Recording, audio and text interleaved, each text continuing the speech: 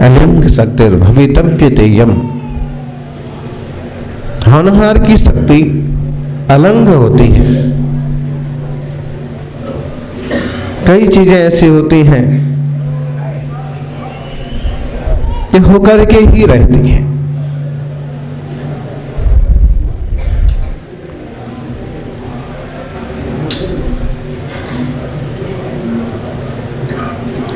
और जो कुछ होता है उस होते हुए को देख करके हम विचलित हो जाते हैं, शांत नहीं रह पाते हैं। अनुकूल होता है तो खुश हो जाते हैं, प्रतिकूल होता है तो दुखी हो जाते हैं। लेकिन इतना तो निश्चित है कि जो जो कुछ हो रहा है वह सब होनहार के गर्भ में है।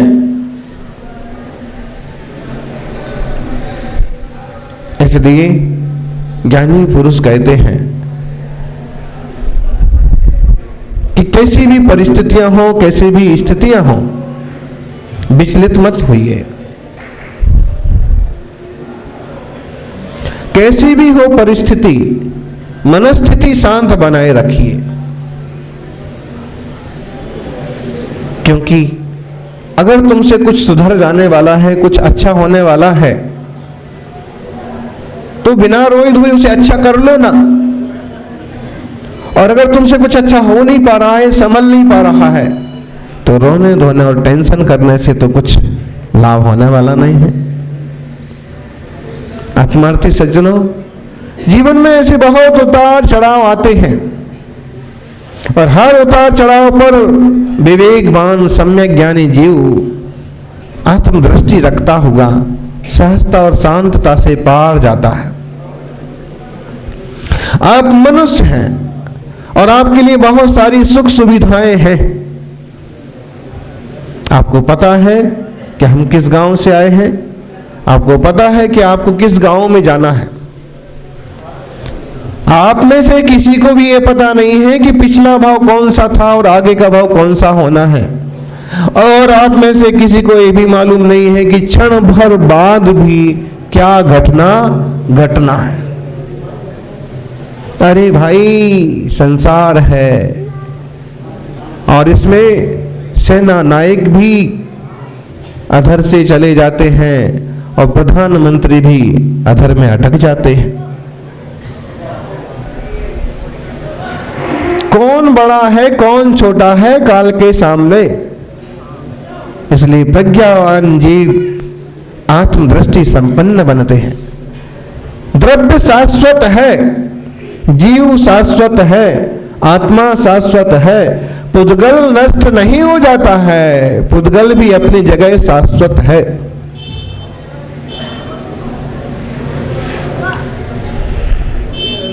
किसी की देह विसर्जन के बाद, आयु पूरी होने के बाद क्या शरीर सर्वथा नष्ट हो जाता है? नहीं हो जाता है। उसे लोग जलाने वाले जला देते हैं, मिट्टी में दबाने वाले दबा देते हैं, लेकिन वह पुद्गल मिट्टी रूप से परिणमित हो जाती है और आत्मा जैसा आश्रय बंध किया है वैसी दूसरी गति में चली जाती है।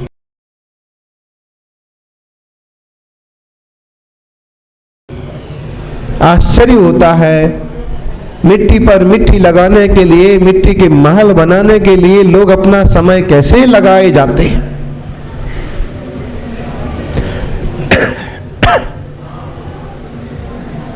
बोलो ज्ञानी, पीली मिट्टी पाने के लिए, सफेद मिट्टी पाने के लिए मिट्टी ही तो है। पुद्गल की पर्याय है सोना चांदी। आपने उसे कीमती मान लिया तो कीमती हो गया और उसे पाने के लिए आप कुछ भी राग देश मोह विकार करने को तैयार हैं। आपकी मान्यता से उस धातु की कीमत है, उस धातु की अपनी कोई कीमत नहीं है। उसकी तो जो कीमत है सो है। वह पुद्गल है, स्पर्श रस गंध वर्ण वाला उसका स्वभाव है, वह जड़ है, कभी जड़ से चेतन होने वाला नहीं है। हीरे मोती सोना चांदी की कीमत इंसानों ने निर्धारित की है, जो चीजें कम हुई, चमकदार हुई, भारी हुई, कुछ स्पेशल दिखी, उसको मूल्यवान बना दिया। देख लीजिए,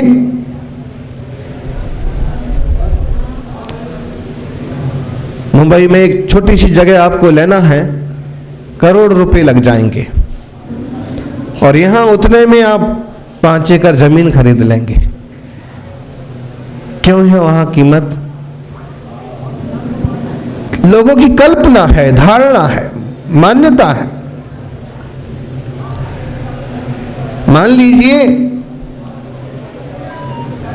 समुद्री इलाके में सबसे ज्यादा कीमती मिलते हैं बंगले,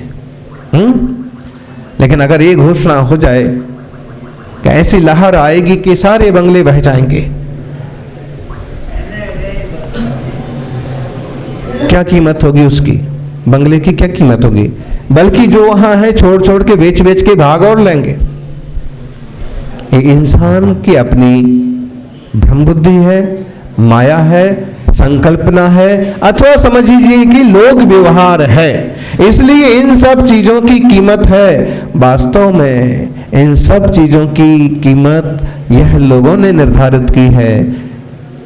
जिनने इनकी कीमत निर्धारित की है, अफसोस की बात है कि उनको अपनी कीमत पता नहीं है, चेतना की कीमत पता नहीं है।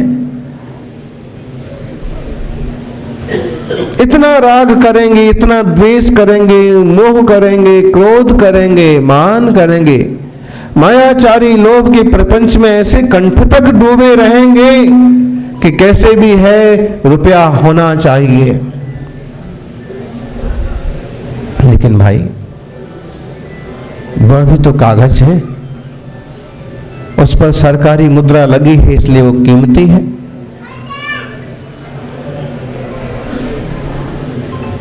वो भी तो पुद्गल की पर्याय है, और तेरा देह भी तो पुद्गल की पर्याय है। इसका भी तो भरोसा नहीं पड़ता है कब टूट फूट हो जाए।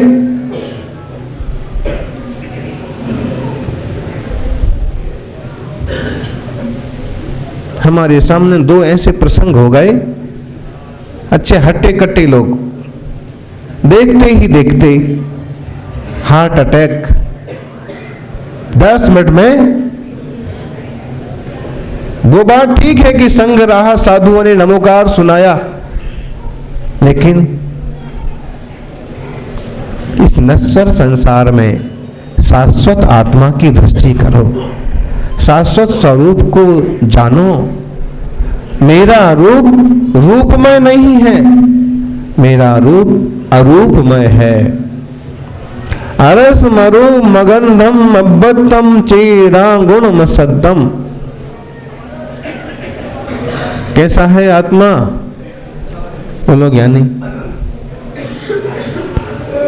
रस नहीं है, रस पुद्गल का विषय है। गंध नहीं है, जीव में गंध नहीं आती है। आप कहोगे कि श्वान मर गया, शरीर सड़ता है, गंध तो आती है। जीव से गंध आती है, शरीर से आती है। अगर किसी जीवधारी के दुर्गंध आ रही है तो उसके दुर्गंध नाम कर्म का उदय हो सकता है, लेकिन जीव का स्वभाव नहीं है। वो स्वभाव किसका है? बोलो।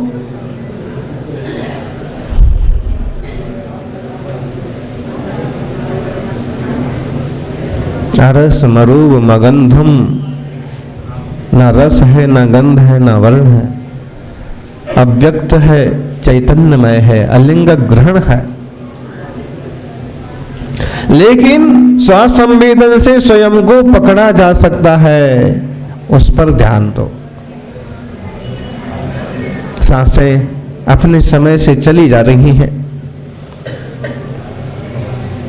धर्मात्माओं का कर्तव्य है कि अपनी बुद्धि को धर्म बनाए, संयममय बनाए।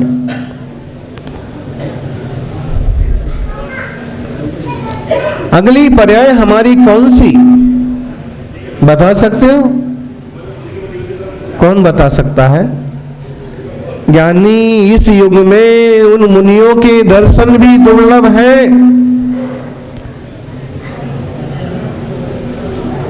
कि जिनके चरणों में आग्रह किया कि भगवान हमारे पूर्व भाव बताइए, हमारे आगे के भाव बताइए, और मुनिराज सारा विवेचन कर देते, सारा वर्णन कर देते, क्योंकि वो अवधि ज्ञानी है। इस युग में किसको है अवधि ज्ञान? नाराजी में कभी कभी आप कहने लगते हो, सामने वाले को बोलने लगते हो कि मुझे सब कुछ पता है, तुम चुप रहो, बोलते हो? हमारा मुंह मत खुलवाओ, नहीं तो हम तुम्हारी 7 पीढ़ियों के ही पोल। तुमको 7 पीढ़ियां याद है उसकी? नहीं है। उसके 7 पीढ़ी का तीसरी पीढ़ी के नाम भी नहीं पता होंगे, लेकिन गुस्से में कह रहे हैं, गुस्से में भी कह रहे हैं, लेकिन बात तो स्वभाव की कह रहे हैं कि आत्मा का स्वभाव ऐसा है जानना, कि मैं जान सकता हूं। लेकिन ऐसे कसायाविष्ट लोग जानते, परिपूर्ण जानते कहां है? वो तो कसाय बुद्धि से जितना जानना चाहते हैं उतना जानते हैं, कसायाविष्ट रहते हैं। वासना का व्यंतर, कसाय की कालिमा, इन सब चीजों से जीव की सुरक्षा करिए। सज्जनों, मुनि संघ का संयोग देह आत्मा की भिन्नता सिखाने वाला सुंदर सुयोग है। मुनिराज की देह में चोट आ गई, फिर भी धैर्य रखा है।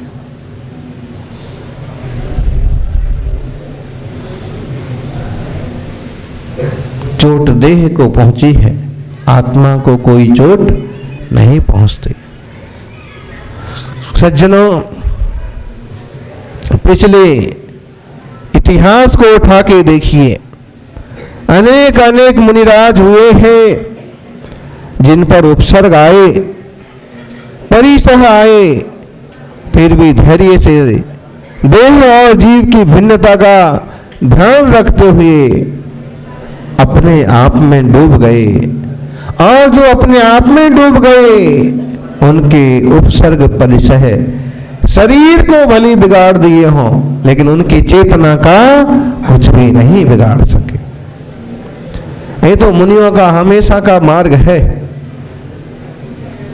कि ज्ञान दर्शन स्वभाव की स्थिरता बनाए रखो, और देह का अगर कुछ बिगड़ता है तो भी फिक्र मत करो। ये तो पिछले परंपराओं से, पीढ़ियों से चला आ रहा है वेद विज्ञान का, रत्नत्रय की साधना का मार्ग। यहां देह की ना पूजा होती है और ना देह का ज्यादा पोषण होता है। पूजा गुणों की होती है और पोषण रत्नत्रय का किया जाता है। सज्जनों, मुनि तो वीतरागी हैं, सच्चे श्रमण तो वीतरागी हैं। वे अपने देह की ज्यादा फिक्र नहीं करेंगे, इसलिए मुनिराज की तन की फिक्र करना गृहस्थ का कर्तव्य है, और गृहस्थ के मन की फिक्र करना मुनिराज का कर्तव्य है। मुनिराज का देह ना बिगड़ जाए, इसकी फिक्र किसको करना चाहिए? श्रावक को। क्यों संत भवन का शिलान्यास किए हो? क्यों संत भवन बनाया है? संत भवन का मतलब कोई संत ने ले नहीं लिया है, और न संत जिंदगी भर बस जाएंगे, लेकिन वहां की धर्मात्मा श्रावकों ने कि कभी मुनिराज का संयोग मिले तो रहने के लिए एक योग्य वसति का हो गई, तन की सुरक्षा रहेगी। बिहार में साथ में जाना है, क्यों? गाड़ियों पर घूमने वाले लोगों को, ऊंची सीट पर बैठने वाले लोगों को नीचे चलने वाले लोग दिखाई नहीं देते हैं। सुरक्षा रखना जरूरी है। आहार, औषध, श्रावक इतना प्रज्ञावान होता है कि मुनिराज और तपस्वी की देह की खबर रखता है। यानी देह रत्नत्रय नहीं है, लेकिन देह के बिना रत्नत्रय की विशुद्धि का मार्ग भी बनता नहीं है।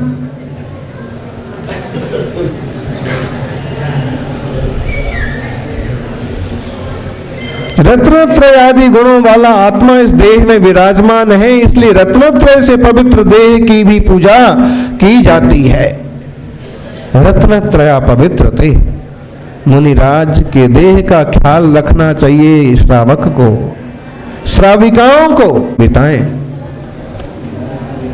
सहज शांत निर्मल भाव वाला जीवन हो, स्वभाव वाला जीवन हो।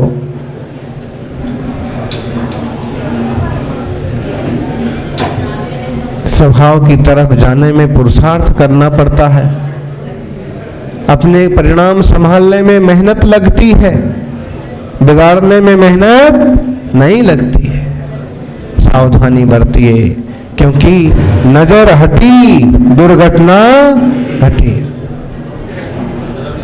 ये सड़क पर ही लागू नहीं होता है, जीवन में भी लागू होता है और मन में भी लागू होता है। जब तक आप मन पर कंट्रोल विवेक रखे रहे तो ठीक, जरा सा ताबा छूटा तो क्या क्या पद्धति चालू हो जाएगी। परिणाम संभालिए, परिणति संभल जाएगी, और परिणति संभल जाएगी तो गति संभल जाएगी। जय बोलिए 24 तीर्थंकर भगवान की।